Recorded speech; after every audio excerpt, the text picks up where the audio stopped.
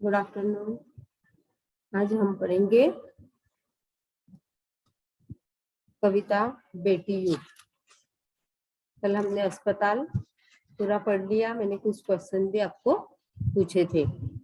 अब पोएम निकालो, किताब निकालो। पहले 2 नंबर की कविता है बेटी युग। क्या पढ़ना है हमें इस कविता में? इस कविता में कवि ने, कौन है कवि?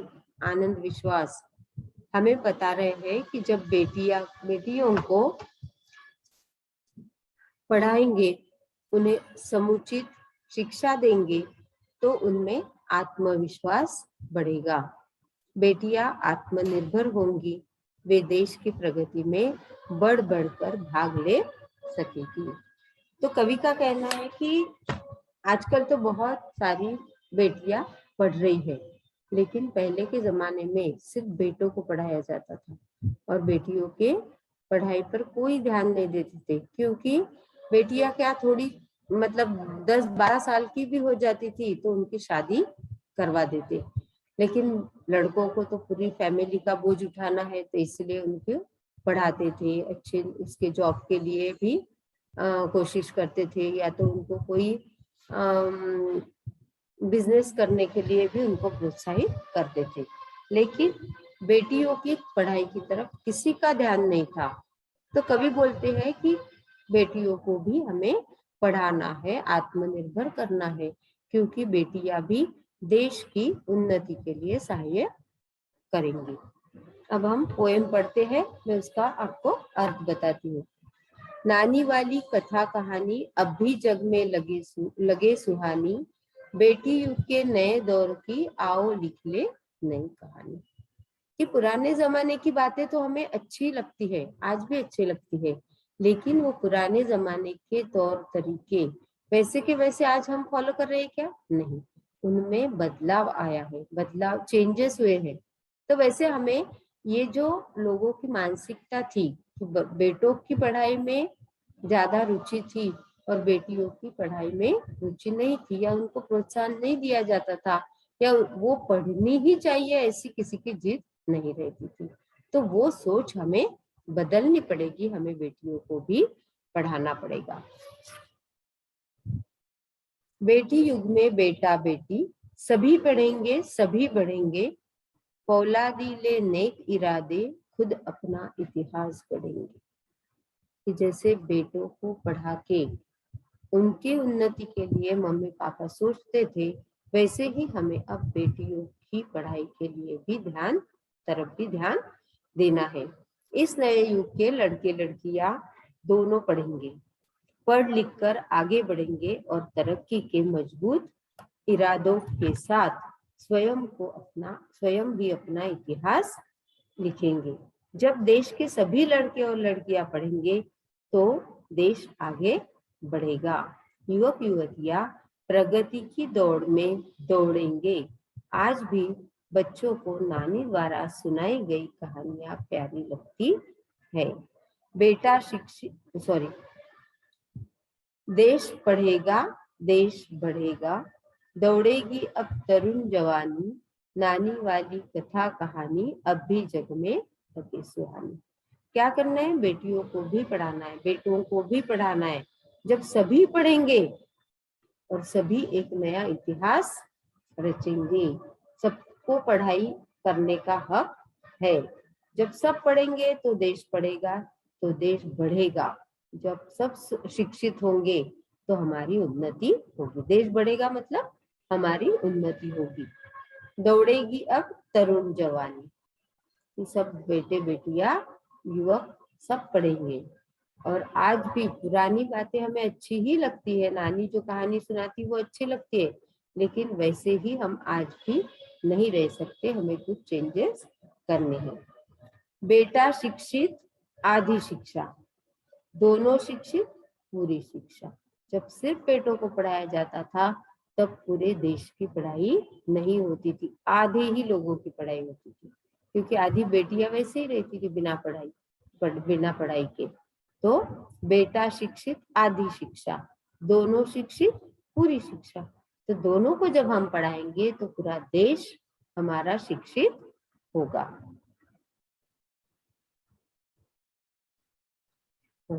हमने सोचा मनन करो तुम, सोचो समझो करो समीक्षा, सारा जग शिक्षामय करना, हमने सोचा मन में ठानी, नानी वाली कथा कहानी अब भी जग में लगी सुहानी।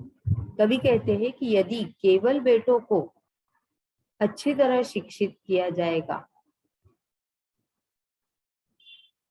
तो यह शिक्षा कैसे होगी? आधी शिक्षा कहलाएगी। पूरी शिक्षा तभी कहलाएगी जब दोनों को अच्छी तरह शिक्षित किया जाएगा। दोनों को मतलब बेटों को और बेटी को, तभी हम कहलाएंगे कि पूरी शिक्षा हुई। यह हमारा विचार है, पर इस पर सभी को सोचना चाहिए।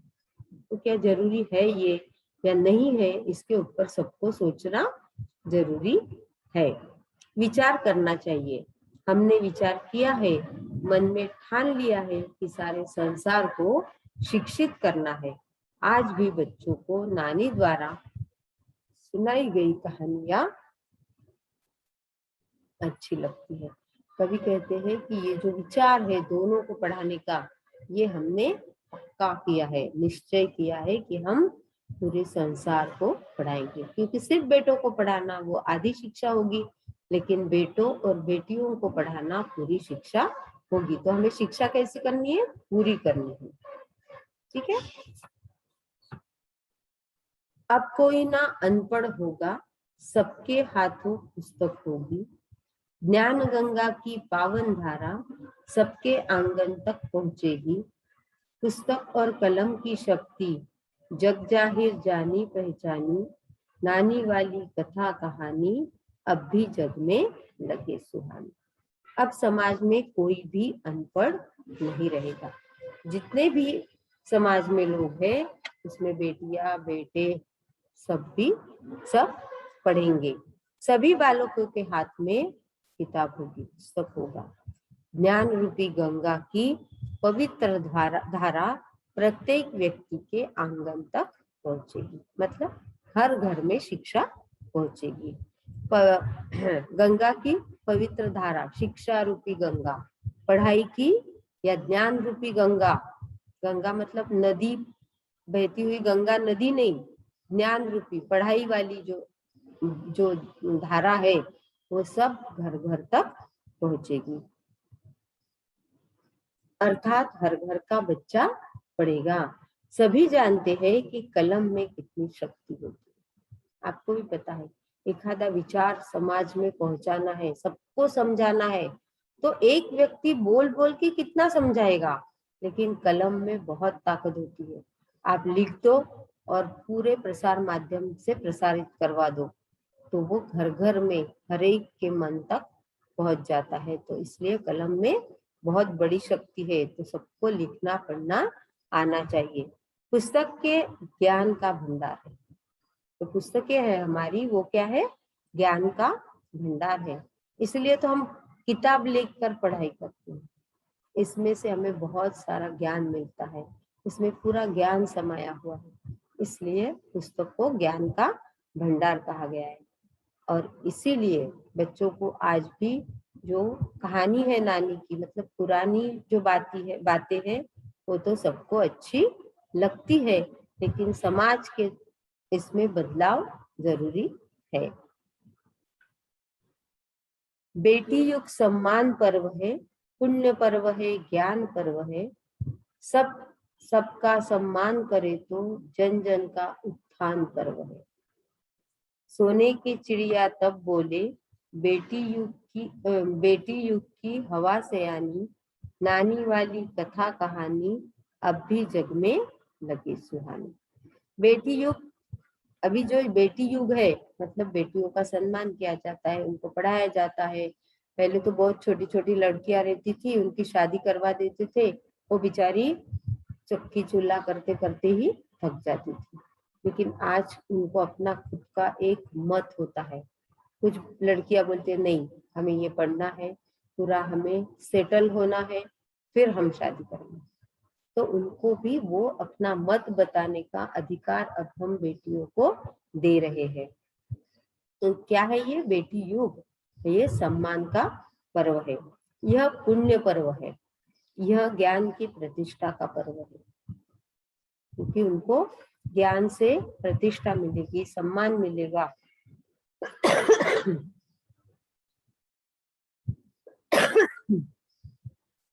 जब सभी पढ़ लिख जाएंगे तो एक दूसरे का सम्मान करेंगे। अशिक्षित रहेंगे तो उनको समझ में नहीं आएगा कि आप आगे वाले का सम्मान करो तो ही वो आपका सम्मान करेगा। आप सामने वाले का अपमान करोगे तो वो भी आपका अपमान करेगा। किसी को सम्मान दोगे तो सम्मान पाओगे।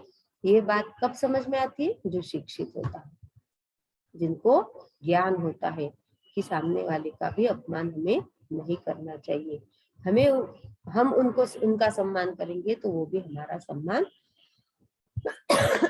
सॉरी करेंगे। तभी जन जन का उत्थान होगा, मतलब प्रगति होगी, तभी हर एक इंसान की प्रगति होगी।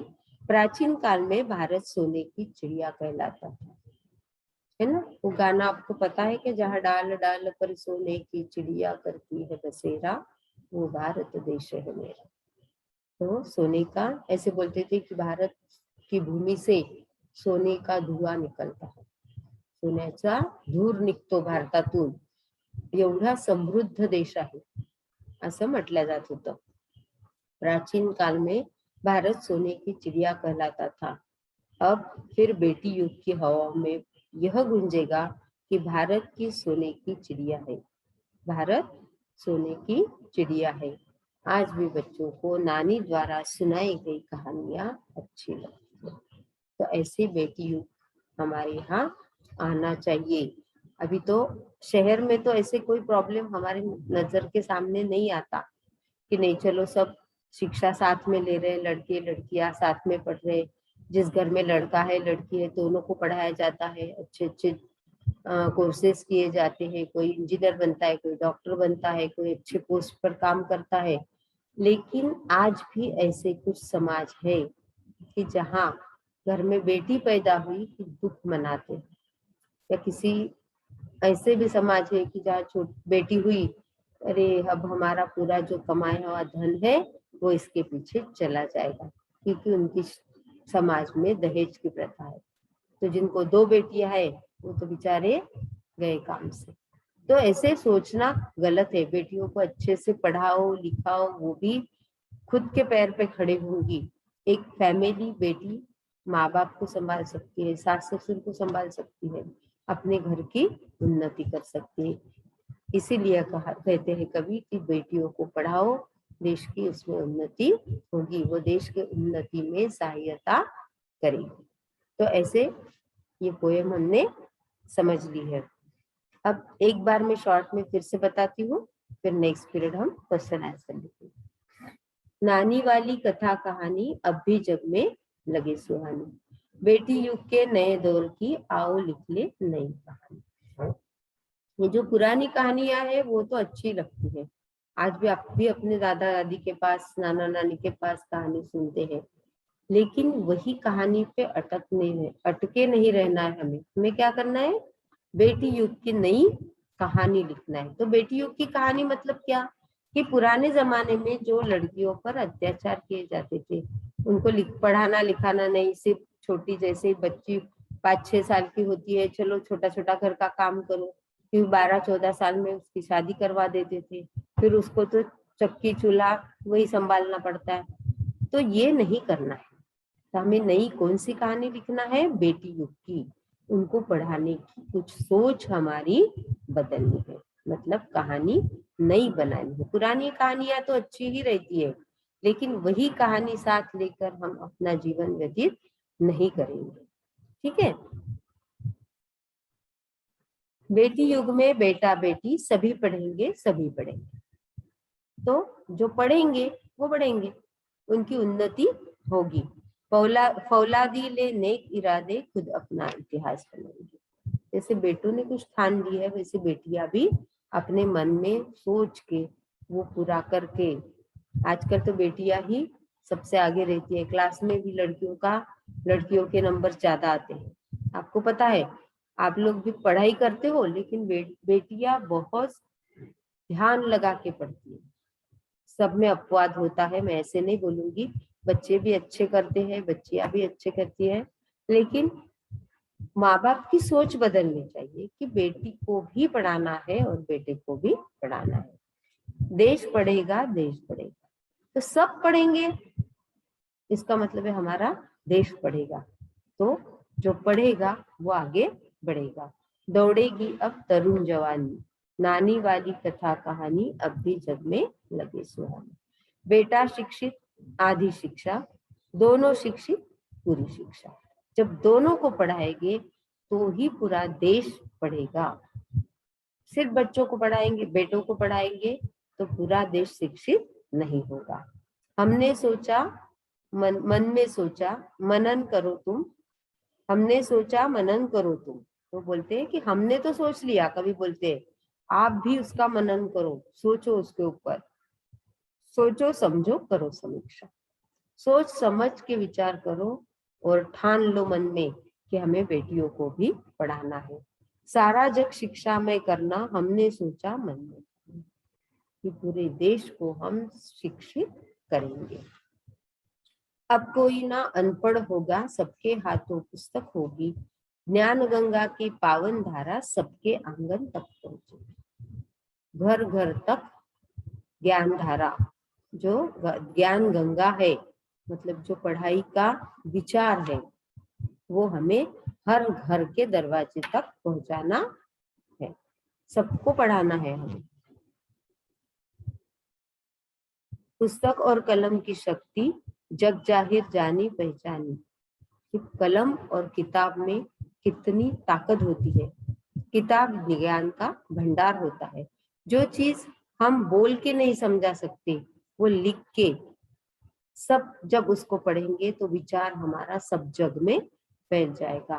तो ये जो शिक्षा का, लड़कियों के शिक्षा का नया विचार हमारे मन में है, उसे हमें पूरे जग में, मतलब पूरे देश में पहुंचाना है, हर एक के घर घर में पहुंचाना है, मतलब घर का हर एक सदस्य, हर एक बच्चा पढ़ना चाहिए।